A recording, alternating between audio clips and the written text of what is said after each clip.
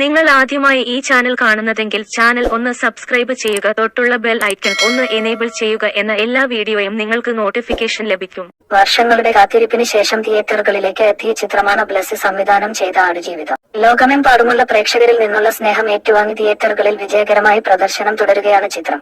ഇതിനകം തന്നെ 50 കോടിയോളം രൂപയാണ് ചിത്രം കളക്ട് ചെയ്തിരിക്കുന്നത്. ചിത്രത്തിന്റെ OTT റിലീസിനെ കുറിച്ചുള്ളൊരു അപ്ഡേറ്റാണ് ഇപ്പോൾ ശ്രദ്ധ നേടുന്നത്. തിയേറ്റർ വേർഷനിൽ ഫൂട്ടേജിൽ നിന്ന് 30 മിനിറ്റിലധികം ദൈർഘ്യമുള്ള സീൻ മുറിച്ചു മാറ്റിയിരുന്നു. എന്നാൽ ചിത്രത്തിന്റെ OTT വേർഷനിൽ തിയേറ്ററിൽ കാണാത്ത ചില സീനുകളും ഉണ്ടാകുമെന്നാണ് റിപ്പോർട്ട്. തിയേറ്ററിൽ ഓടിക്കൊണ്ടിരിക്കുന്ന ചിത്രത്തിന്റെ ദൈർഘ്യം 2 മണിക്കൂർ 57 മിനിറ്റാണ്. ചിത്രത്തിന്റെ ദൈർഘ്യം കൂടുതലായിരുന്നുവെന്നും സമയക്രമം പാലിക്കാൻ ഫൂട്ടേജിൽ നിന്ന് 30 മിനിറ്റിലധികം ദൈർഘ്യമുള്ള സീൻ മുറിച്ചു മാറ്റിയിരുന്നുവെന്നും ബ്ലസ്സി ഒരു അഭിമുഖത്തിൽ പറഞ്ഞിരുന്നു. അതിനാൽ തന്നെ OTTയിൽ എത്തുമ്പോൾ ചിത്രത്തിന്റെ അൺഡ് വേർഷൻ തന്നെ പ്രേക്ഷകർക്ക് കാണാനാവും. ഡിസ്നി പ്ലസ് ഹോട്ട്സ്റ്റാർ ആണ് ചിത്രത്തിന്റെ സ്ട്രീമിംഗ് അവകാശം സ്വന്തമാക്കിയിരിക്കുന്നത്.